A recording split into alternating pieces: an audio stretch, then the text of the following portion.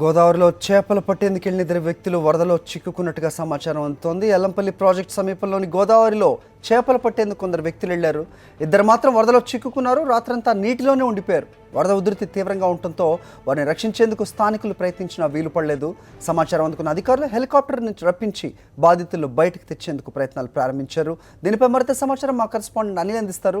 అనిల్ చెప్పండి, వరద ఉధృతి ఇంత ఎక్కువగా ఉన్న అట్లు మనం చూస్తూ ఉన్నాం. చేపలు పట్టడానికి ఏ విధంగా వాళ్ళని లోపలికి అనుమతించడం జరిగింది? ఎలాంటి సైన్ బోర్డ్స్ అక్కడ లేవా? అది ప్రస్తుతం ఎల్లంపల్లి ప్రాజెక్టులు ఎవరైతే చిక్కుకున్నారో జాలర్లు సంతోష్, రాజేష్, వాళ్ళు ప్రస్తుతం ఆర్తనాదాలు చేస్తున్నారు, సాయం కోసం ఎదురు చూస్తున్నారు. వాళ్ళు రాత్రి నుంచి కూడా వరద ఉధృతి పెరగడంతో వాళ్ళు ఆ చేపల వేటలో వరదలో చిక్కుకున్నటువంటి పరిస్థితి. ఒక ఎత్తుగా ఉన్నటువంటి పరిసర ప్రాంతానికి వెళ్లి ఆ చెట్టు దగ్గర వాళ్ళు ప్రాణాలు కాపాడుకుంటున్నారు. ఉదయం నుంచి కూడా స్థానికుల హెల్ప్ కోరుతున్నప్పటికీ కూడా స్థానికులు సాయం చేయలేనటువంటి పరిస్థితి. అయితే ముఖ్యంగా కొద్దిసేపటి క్రితం హెలికాప్టర్ వచ్చేసి వీళ్ళిద్దరిని కూడా రక్షిస్తుందనేటువంటి సమాచారం ఉంది. అయితే ప్రస్తుతం హెలికాప్టర్ క్యాన్సల్ అయిపోయి ఎన్డీఆర్ఎఫ్ కు చెందినటువంటి టీం వస్తుంది. ఎన్డీఆర్ఎఫ్ టీం వాళ్ళు వాళ్ళ బోట్ లో సంతోష్ ని, రాజేష్ ని, జాలర్లను రక్షిస్తారని మాత్రము అధికారులు చెప్తున్నటువంటి పరిస్థితి. మరికొద్ది సేపట్లో ఎన్డీఆర్ఎఫ్ టీం వచ్చిన తర్వాత వాళ్ళు సురక్షితంగా బయటకు వచ్చే అవకాశం మాత్రం ఉంది. హరి, ఓకే, ఇది అర్థం చేసుకోవచ్చు. అంటే హెలికాప్టర్ రావడానికి కూడా అంటే వ్యయ ప్రయాసాలకి అది ఉంటుంది.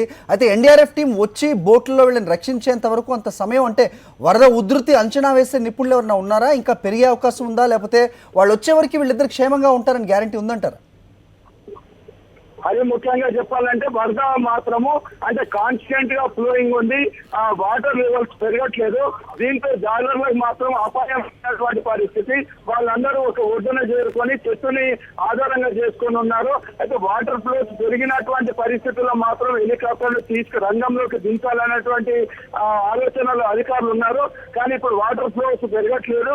అదేవిధంగా దగ్గరలోని ఎన్డీఆర్ఎఫ్ టీం కూడా అందుబాటులో ఉండడంతో వాళ్ళని మంత్రిని మహాదేవ్ నుంచి వాళ్ళని తీసుకొచ్చేసి ఈ ఇద్దరు జాలర్లను మాత్రం రక్షించే ఏర్పాట్లు చేస్తున్నారు. మరికొద్ది సేపట్లోనే ఎన్డీఆర్ఎఫ్ టీం వచ్చి జాలర్లను రక్షిస్తుందని మాత్రం అధికారులు కళాఖండిగా చెప్తున్నటువంటి పరిస్థితి. అది